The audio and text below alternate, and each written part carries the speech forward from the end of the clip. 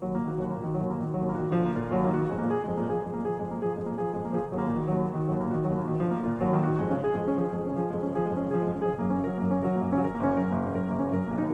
and welcome to Indie the Abyss podcast. My name is Todd Decker, and we have another Star Wars episode today, another Star Wars discussion with Jeff Smith. It's Jeff. Welcome back. Happy to have you.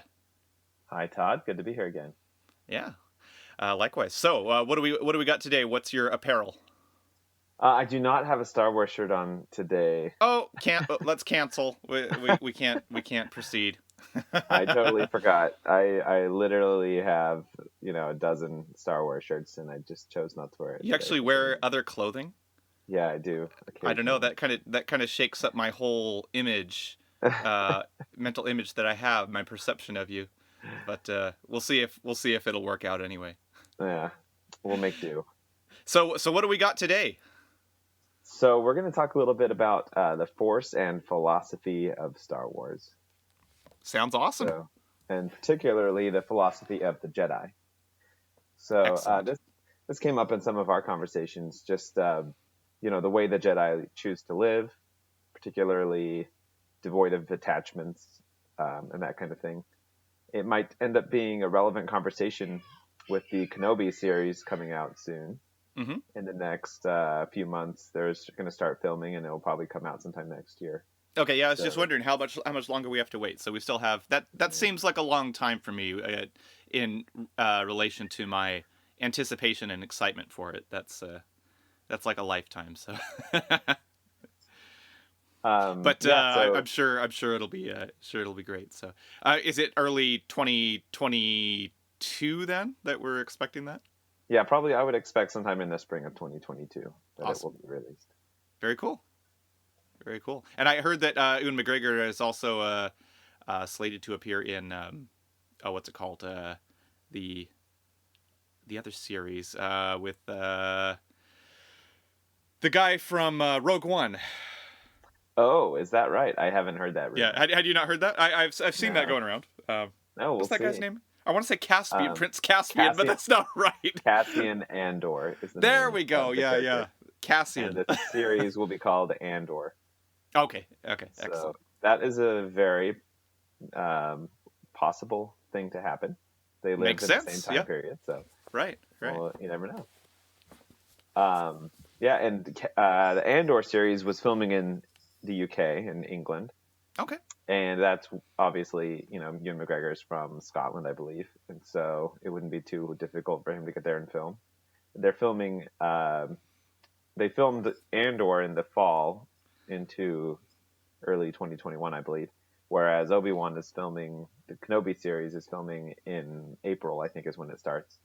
So there is time that he could have gotten between the two locations and recorded. So we'll see. Very nice. Very nice. So it's a very great time to be a Star Wars fan. Lots of good content coming out. Indeed. I saw, I got a kick out of, there was a tweet from, there's a tweet to Mark Hamill talking about how they were excited to see Mark Hamill on the finale of WandaVision. And he had his finger up in a hush motion. Shh, don't tell anyone.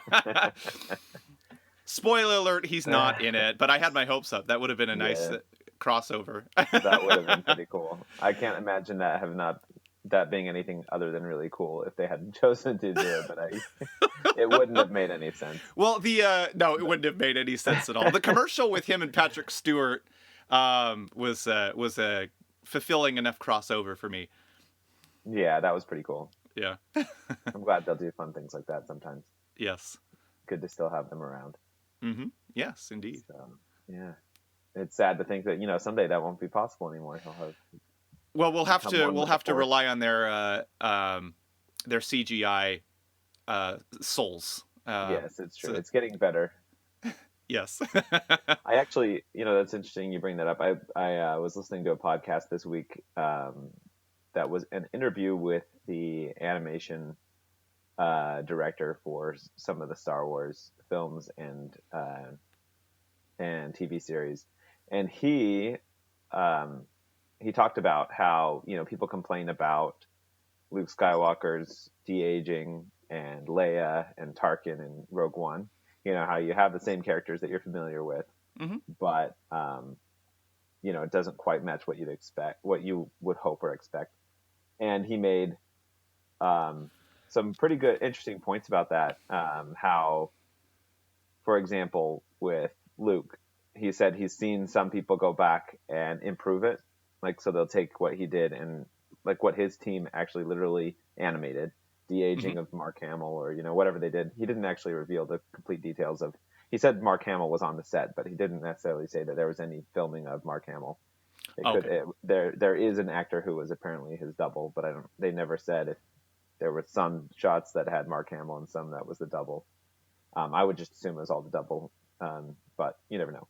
Anyway, but so they could have, you know, they took whoever the double was, whether it was Mark Hamill or not, and then they layer on top the de-aging and the young Mark Hamill face, and you know, it works. It's like you can watch that and be, you know, really in the moment still and not necessarily pulled out of it.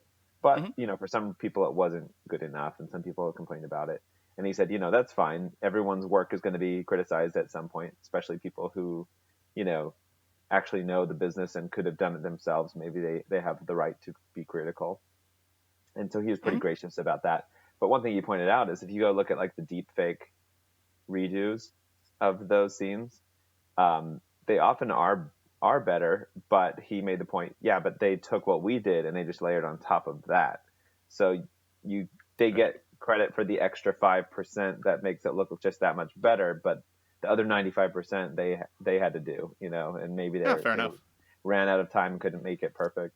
He also made the point that, you know, there's arguments that the way they did it isn't better. You know, if he went in and looked at it, he may say, no, I wouldn't have done this and this and this, but you know, it's valid to have Mm-hmm. your own version of it. I think it's clear that if you have more infinite time and ability, you could probably make it better, but they don't have infinite But then you'd never time get or to watch resources. it, so Yes, that would be suboptimal. exactly.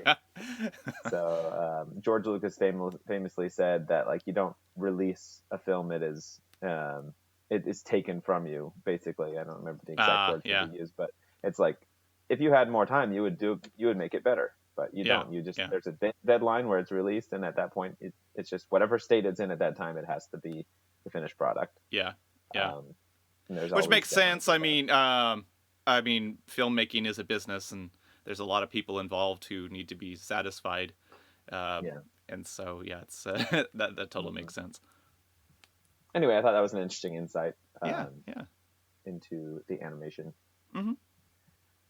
Computer animation. So, more to the topic for today, though, we're going to talk a little bit about the Jedi Code. So, I thought I'd start out with a little George Lucas quote that was from an interview. The part I'll read is he's talking about how film techniques like special effects, which are what made him famous, he said, you know, that's not the end all be all of film or his films in particular. He said, Mm-hmm. the underlying issues, the psychological motives in all my movies have been the same: personal responsibility and friendship, and the importance of a compassionate life as opposed to a passionate life. So that's Mm. the themes that he is trying to bring into his films: personal responsibility and friendship, and the importance of a compassionate life as opposed to a passionate life. I thought that was a Okay. very revealing quote of his, that those are the themes that we should be looking for. Yeah, yeah. And he said that back in 1987, so it was before the prequels, but after all three of the original Okay. series films. Um, and I particularly am interested in this concept of compassion versus passion. Yes, yes. That stood out to me as well. Because that's the crux. I think we'll go to the quote in Attack of the Clones first. I have these Okay. quotes in the outline that I sent to you, Great. organized by film. But if you go to Attack of the Clones, Padme asks Anakin. She says, you know, you're not allowed to love. You know, that's what Padme had heard. It's forbidden for a Jedi to love. And then Anakin corrects her and says, attachment is forbidden. Possession is forbidden. compassion, which I would define as unconditional love, is essential to a Jedi's life. So you might say we are encouraged to love. So he has this definition of compassion being similar to love, unconditional love, which I think goes back to an LDS concept. I always think about, the love of Christ or unconditional love, selflessness. It's the type of love that we would all aspire to. It doesn't have to be romantic. It doesn't have to be a particular type of relationship. It's just the type of love that you have for other human beings, that they have infinite worth. So I think that's unequivocally a good thing for the Jedi to believe in that compassion. Yeah, that's interesting. I am familiar with that quote, and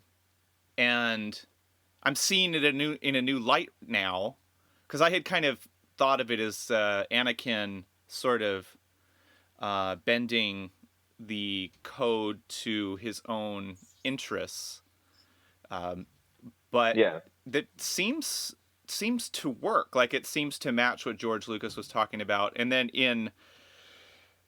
if I think of him, if he had followed through with that ideal, his life could have ended up quite differently.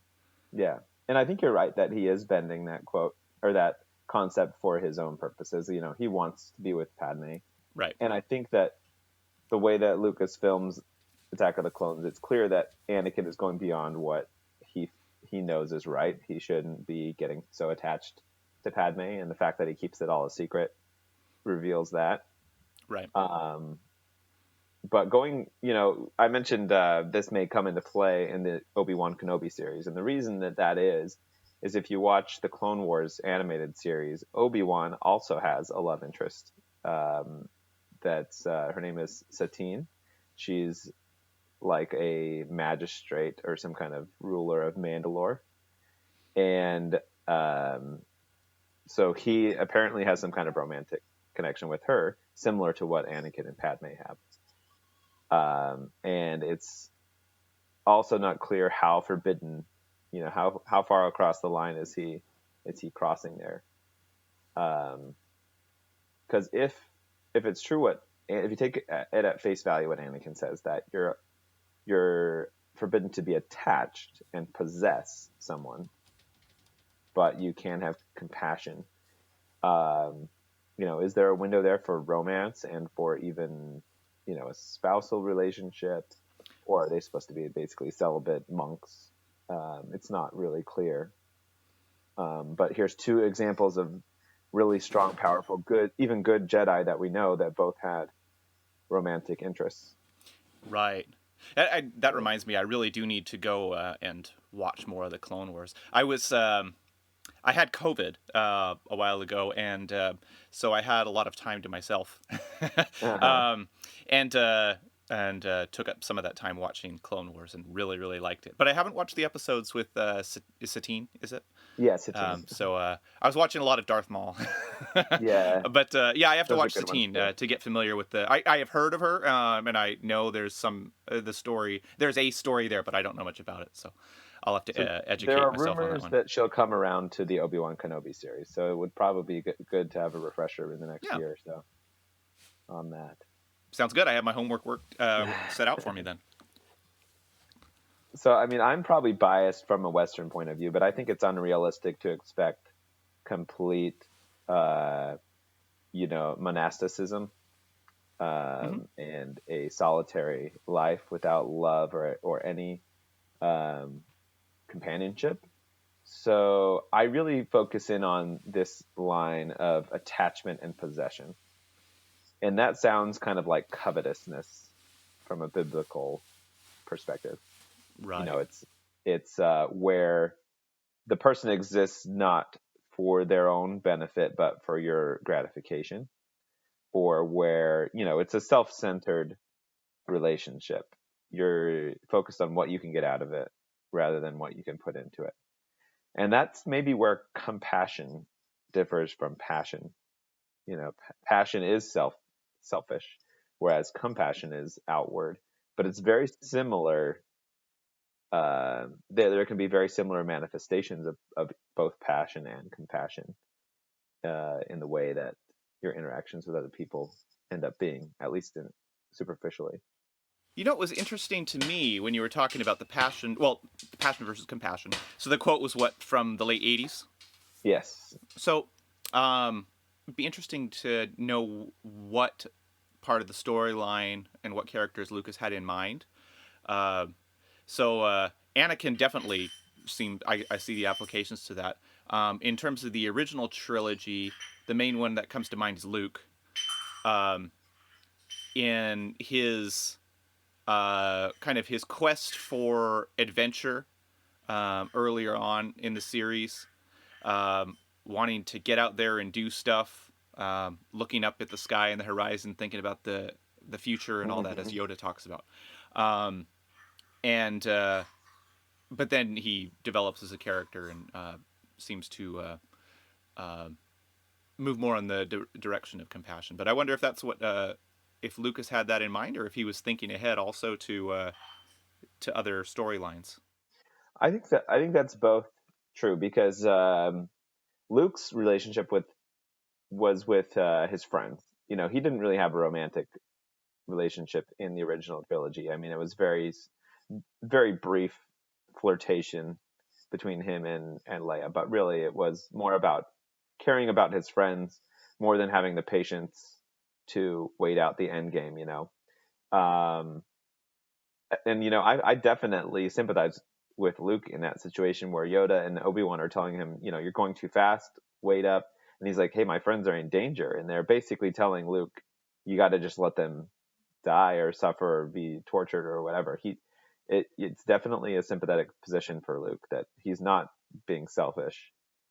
He's just being impatient, which is a very Buddhist Eastern type of lesson for him to learn. You know, it's not something. It's a hard one for us as in a Western mindset to think about, that you should just be patient and wait out those types of things, letting your friends suffer because you need to be calm and allow events to unfold further before you take action. But I mean, I think there's value in that. But yeah, I mean, who do you think was ultimately right in that case? You know, it's interesting because things went probably as badly as Yoda and Obi-Wan had expected, but at the same time, he was able to rescue his friends, or they were at least able to escape. And who knows what would have happened if he hadn't come? You know, if the Emperor, or if Vader had taken his friends prisoner and he hadn't come, then maybe he would have just, you know, executed them. So it maybe wasn't optimal, but it was probably the only way to save his friends. Right. Yeah, and so that strikes me as different than when he's in Yoda's hut and he's getting frustrated because here he's just sitting in the middle of a swamp with some random guy who he thinks is kind of expendable and doesn't matter. You know, not knowing who Yoda is. What am I even doing here? And then thinking mostly about himself when Yoda and Obi-Wan are kind of deliberating. Okay, is he really ready? And Luke's saying, you know, it's kind of all about himself at the moment. He's like, I am ready. Tell him I'm ready. Where that type of impatience is different than later when he's thinking not about himself but about other people. Yeah, for sure. Yeah. So it's not as clear to me that it's not as clear to me that Yoda's right in that case. Where earlier I think Yoda was right on. He was like, okay, this guy's impatient. He's not in the right state of mind to be trained. And Yoda and Obi-Wan are very focused on the big picture. They want the Jedi to return. They want the dark side to be defeated. So they know that in this very narrow moment, there's a chance that Luke will be destroyed and that you know, everything they've worked for will be lost. So they're not thinking about his friends. They're thinking about the galaxy, which is probably a wise position to take. But at the same time, you know, we're more focused on the short term, smaller story. But going back to like Yoda's quote about the Force, he talks about the dark side and says that anger, fear, and aggression are the dark side, and that they flow easily. They are quick to join you in a fight. So if you're in a fight, it's easy for anger, fear, and aggression to overtake whatever clear mind you came into the fight with. Suddenly, anger, fear, and aggression will replace that, and that actually ends up being what happens to Luke in both of his confrontations with Vader. Both in The Empire Strikes Back and in Return of the Jedi, he starts to let his anger, fear, and aggression get the better of him. And I think that's why Yoda's right to be worried about it. I think it could have gone worse than it did. And then Luke asks Yoda, he says, "Is the dark side stronger?" And Yoda says, "No, quicker, easier, more seductive." And Luke says, "But how am I to know the good side from the bad?" And Yoda says, "You will know when you are calm, at peace, passive. A Jedi uses the Force for knowledge and defense, never for attack." So Yoda's philosophy is that you can't let anger, fear, and aggression get into you, or else it will dominate you. And especially when you're in the passion of a fight, you'll lose your sense of self and your sense of purpose that you came into it with. And so that's what he's always worried about. He needs Luke to be calm and passive, defensive rather than offensive, so that the light side will strengthen him, and so that he can be strong enough at some point to be able to face Vader, but not before he's ready. Right. I saw some people, might have been on Facebook. I follow a lot of like Lord of the Rings and Facebook, or Lord of the Rings and Star Wars pages. But there was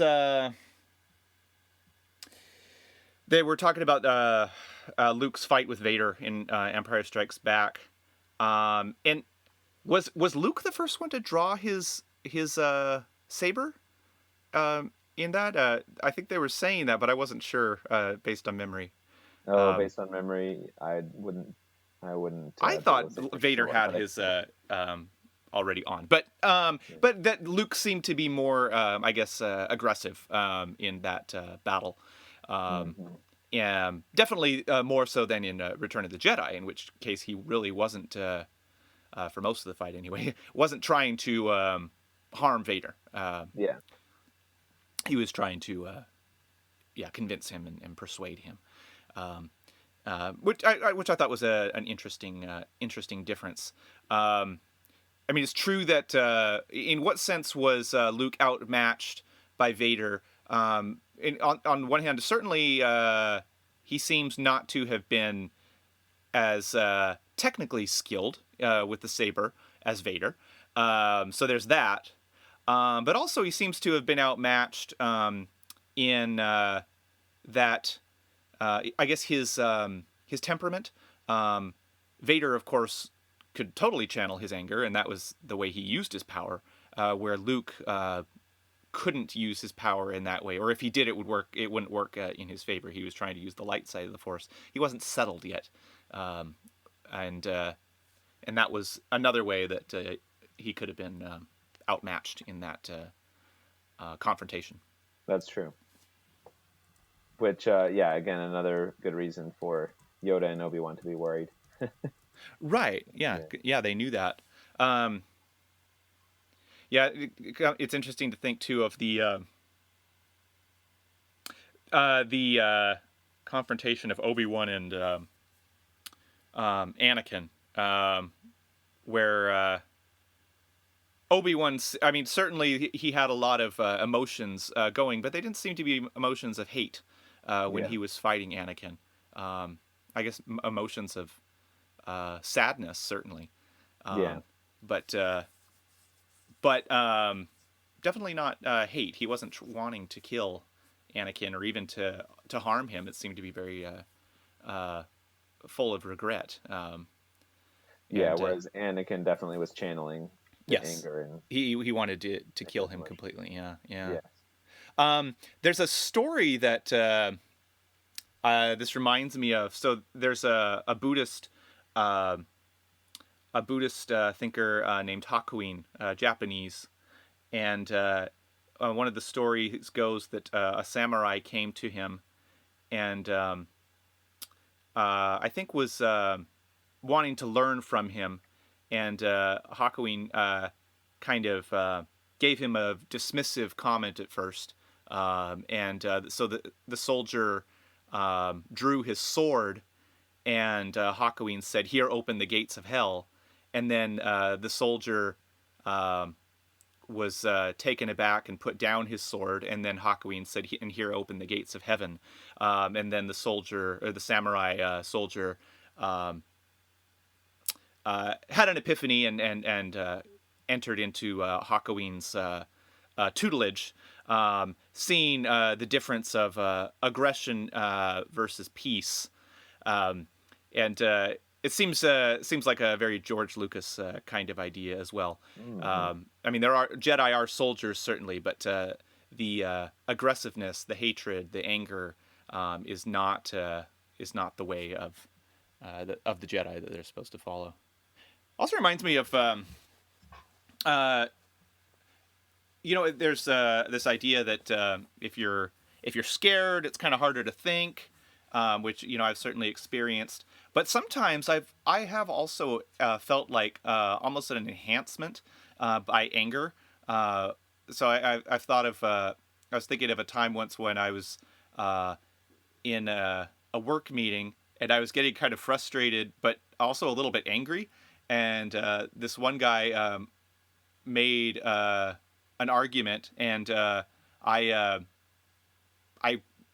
gave a pretty, I guess, impressive counter argument, and I was just clicking and talking fast and thinking fast, and basically shot it down in a sense. But then reflecting back on that, it's like, well, but what did that really accomplish? Mm-hmm. Because yeah, okay, so maybe this one situation where there was a small argument, I came out on top, but it just in terms of like managing the relationships and culture of the workplace and all of that was really counterproductive.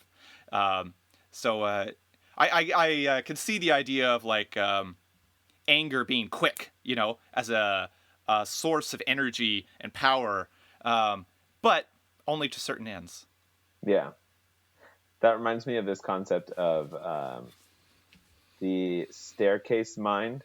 Is a French concept of thinking of the right reply too late, like after you've already left a conversation, and then you think, oh, I should have said that.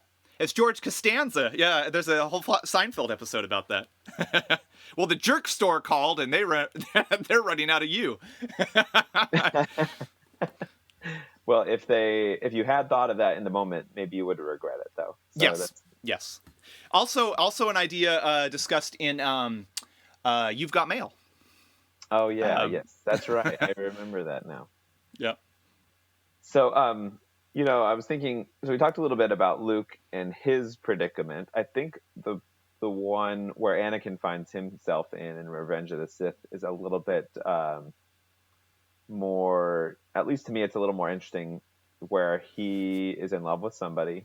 He truly seems to love her. It's more than just one-sided romance. It's like an actual spousal relationship, basically, where they're married and she loves him, and selfless relationship. Mm-hmm. And yet he's asked to give it up, essentially, not because he needs to be solitary necessarily, but because the Force is telling him that she's going to die, right? And he cannot prevent that, or he can't do anything that would destroy his soul in order to prevent that. And so, Yoda tells him, when Anakin tells Yoda that he has had this vision, not with any specifics, Yoda says, "Rejoice for those around us who transform into the Force. Mourn them, do not. Miss them, do not. Attachment leads to jealousy, the shadow of greed, that is." And then he tells Anakin, "Train yourself to let go of everything you fear to lose." So, wow. Unfortunately for Anakin, the answer that Yoda gives him is not, "Hey, we'll help you out. We'll try to keep Padme safe," or I think Yoda knows who Anakin's talking about, even though Anakin never tells him. He says basically, "Yep, sorry, you can't keep Padme. Too bad. There's nothing we can do about it. which I think, and we'll come back to this in a second, but this is kind of what happens, what Luke is talking about in The Last Jedi, about what the Jedi did wrong. And I think this is one of the things they did wrong, is to be blind to human passion and assume that it can be completely erased, instead of, sewed into a tapestry with the positive characteristics they were looking for. They tried to eliminate something, the need for companionship and love. Yeah, and mourning too. Yeah, Yes. because there's a difference between acceptance and mourning, right? Because you can mourn for somebody, but still accept that the loss has occurred. Exactly. So there may be some way to live a Jedi the Jedi Code, by the book, the way that Yoda's expecting it to be lived. But it didn't seem to work for Anakin. I mean, it caused the destruction of the entire galaxy. So it's interesting, though. Palpatine talks to Anakin in that same film, in Revenge of the Sith. They're at the opera, and they have a little discussion. And Palpatine tells him, good is really just in your point of view. The Jedi and the Sith are basically the same. And Anakin's like, no, they're not. They're completely different. But the way Palpatine phrases it, he says, the only difference between the Jedi and the Sith is that the Sith are not afraid of the dark side of the Force. That is why they are more powerful. And then Anakin says, the Sith rely on their passion for their strength. They think inwards, only about themselves. And then Palpatine says, and the Jedi don't. And Anakin retorts that the Jedi are selfless. They only care about others. Meanwhile, Anakin is sitting there thinking about Padme, but only about the way that Padme's existence relates to himself, apparently. He can't let go of her. So I think there's some truth to what Palpatine is telling him, and there's truth to what Yoda is telling him, and there's truth in what he desires. There's goodness, but ultimately the means that he goes to ends up being destructive.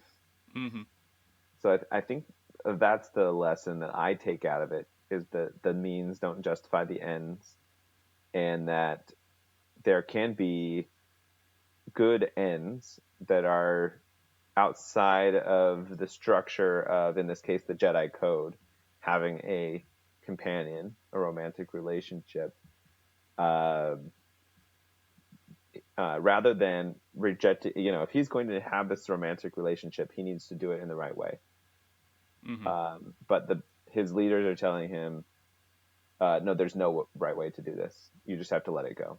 Yeah, and right. Whereas the evil, seductive side is saying, oh, you can have everything you want. We'll help you figure out a way to get it. I think there's a lot of lessons in that. But ultimately, even Palpatine is wrong, because Padme dies. Right. So Yoda is right that the dark side can't give you what you want. And Anakin should have listened to Yoda ultimately, but there was a way that he could have had Padme, and that's if he had not essentially killed her. Right. Right. He didn't know that that's exactly how it was going to play out, but it was really all his own fault. Right. But exactly. But his leaders didn't help him to realize that was going, that was the way it was going to play out. They should have been able to help him with that. Yeah. So they failed him. Yoda failed him. Obi-Wan says, "I failed you, Anakin," and I think he is right in a few ways. He wasn't there for Anakin, someone he could really talk to about the things that he's going through. Well, and it's almost like I think about the difference between Obi-Wan Kenobi and Qui-Gon Jinn. Qui-Gon Jinn seems to be a much more I don't know, he seems like the ideal Jedi to me. Like he's doesn't follow all of the rules imposed by the hierarchy precisely, but he seems to have his principles correctly in place. But it almost seems like he's I mean, ultimately, he becomes the teacher of his former masters, right? I mean, Qui-Gon's the one who teaches uh, Yoda how to persist in spirit, and of course does the same for Obi-Wan.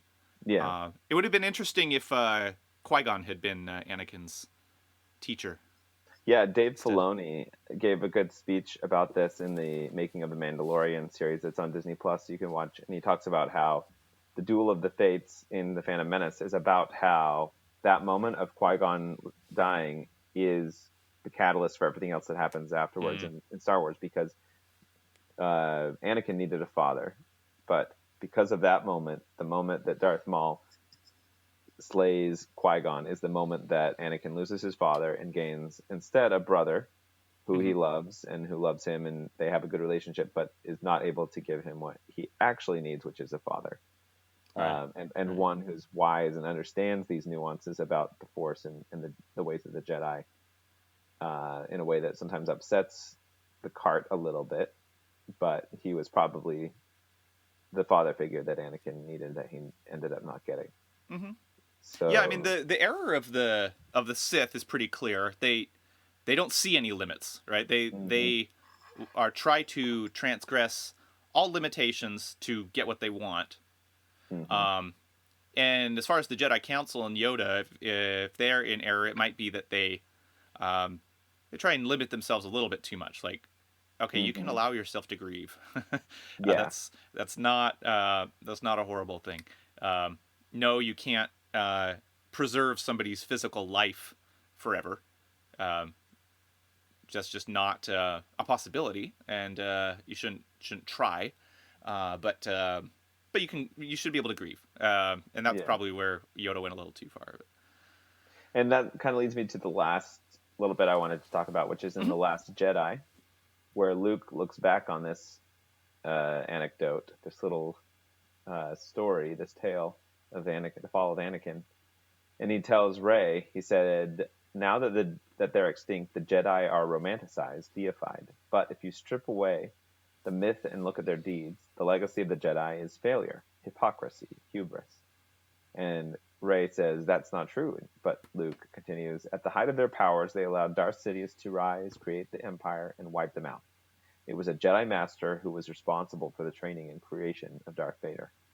So Luke's point here is that it all happened under the Jedi's watch. They let the Emperor rise, they let Darth Vader fall, and the reason for that was that they were hypocrites and that they are prideful, that they had hubris, that they believed they were infallible.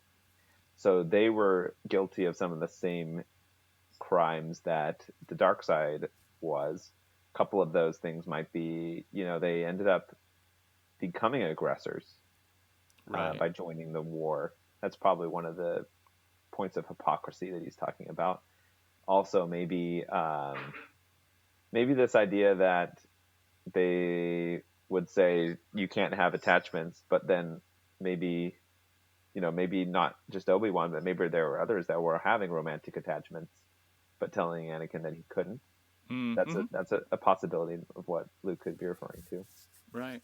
And then they trained Darth Vader. They identified him, trained him, and he became Darth Vader. Because of their training, they allowed him to become that.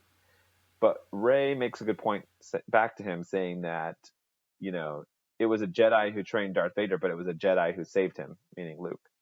So even though Darth Vader was the most hated man in the galaxy and he caused so much death and destruction, you, Luke, saw there was conflict inside him. You believed that he wasn't gone, that he could be turned. So ultimately, I think Rey is right that the Jedi are good and they have good, the soul, the heart of the Jedi Order is a good thing. But it was just corrupted Mm-hmm. during that fall of the Empire, and it just needed to be tweaked the right way. And too bad Luke made the same mistakes again when he trained Kylo Ren. Mm. But Rey's reminding Luke that that wasn't inevitable, that there is a way to do this right. Right. One of the stories that's interesting to me too in Clone Wars is Ahsoka Tano and her disenchantment with the Jedi Order, Yeah. or at least in its form, the contemporary form, right? So it Yeah. basically starts where she's at least. I don't know her full story, but the I know the story where she leaves the Jedi Order is when there's that bombing, Hmm. because there are people who were working in the Jedi Temple and thought that it had been uh, fallen from its former ideals as aggressors in the war. And then Ahsoka Tano, of course, wasn't uh, sympathetic to the bombing. Of course, she was opposed to that. But as she talks with the people who are involved in it, she kind of sees, okay, well, they actually do have a bit of a point in that we're being generals and we're fighting and killing, and that's not something we should be doing. And then she ends up leaving the Jedi Order, and they keep on trying to convince her to come back, but she just doesn't. She's like, no, sorry. She Yeah. works with them. She goes on missions with them, but she's not going to be part of it anymore, which is kind of interesting. And I'm really excited to see the Ahsoka series on Disney Plus and also the Obi-Wan series, because I think these themes will get brought back up. I think it's very possible that we'll see the regret that Obi-Wan has that he allowed Anakin to fall, and the fact that him having to grapple with his own failure, that he Mm-hmm. tells Anakin, "I failed you." I bet, I can even imagine a flashback of that moment of him saying, "I failed you, Anakin," Yeah. um, and him trying to mentally process how he can live with himself for the next 20 years as he waits for Luke to grow up. Right. Yeah. Um, and also then Ahsoka also, what's her creed going to continue to be? How is she going to reconcile with the Jedi? Is she going to continue to be parallel to them? Is she, how does her relationship with the Force and the light side and all of that post the Empire? Yeah. So we'll see. That will be interesting. Because in her appearance in The Mandalorian, she seemed pretty much like a normal Jedi, as far as I could tell. But Mm. knowing her backstory, as they get into the show, I'm sure they'll get into some of the differences. Yeah, Um, she told us that she didn't want to train Grogu right. and that she was done with the Jedi Order. But I'm very curious to see how much more into that they get with her new show. Mm-hmm. Yeah, and I guess and it gives some potential to follow through that line of the Jedi kind of trying to understand who they are and what they're supposed to be. Um, Hmm. because in all of this, there's definitely internal disagreements of trying to decide what the Jedi stand for and represent. Um, and naturally, the case of Anakin Skywalker is um, a test case for that of what works and what doesn't work. Because there are different lessons you could take from that. I mean, one could be they never should have trained him in the first place, given his um, background of turmoil. I mean, I think they recognized that right from the start, that was not the kind of, I guess, temperament that would lead to peace and tranquility. Um, that revenge would definitely be a motive that could come up there, and I guess it was when he went to and killed all the Sand People, right? Yeah. Um, and then also, it seems like the case with Padme, of course, was the ultimate one. It seems like that could have been handled better. They could have explained things a little bit better Hmm. to him. Yeah. It's all about the compassion. Hmm. I think Hmm. they lost sight of their compassion a little bit too along the way of being able to sympathize with Anakin and what he was feeling, Yeah. and to This be, yeah. this overlaps somewhat with what Jared and I were talking about with the elves in Lord of the Rings and the perspective on death, um, Hmm. and then some uh, yeah some uh, cross engagement with transhumanist ideas, like if we were able to actually so and there's a lot of this type of biotechnology ethics stuff in Star Wars. Like, is something I've noticed. Like the whole Clone Wars, you know, Yeah. that's one thing. And then it looks like what's his face? Snoke is an example of that, where they're trying to engineer force sensitive beings. And then of course Palpatine's kind of immortality through cloning, right? I mean, that's essentially kind of how he did it, right? And so Which is that brings up, unnatural. Yeah, which it's is unnatural, right? for him to Yeah, try to defy death. right. And so as a species, as we come up on these type of abilities, where if we could find ways to extend our lives indefinitely, Should we? Would we? yeah, should we, would we, exactly. And we'll just have to watch Star Wars to figure that out. I think that's where all the answers. You know, I don't know if we'll be able to answer this question, but it does remind me of discussions that I've had with people about COVID, because COVID is a way that our mortality has become more of a immediate threat. You know, that we can save actual people's lives by doing little things.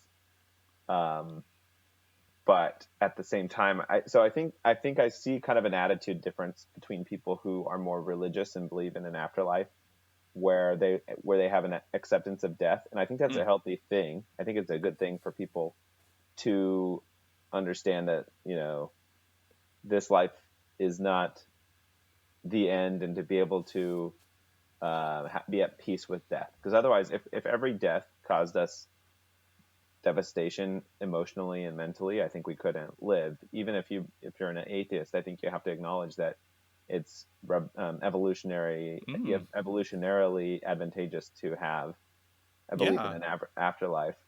And we might do horrible things too, if we really.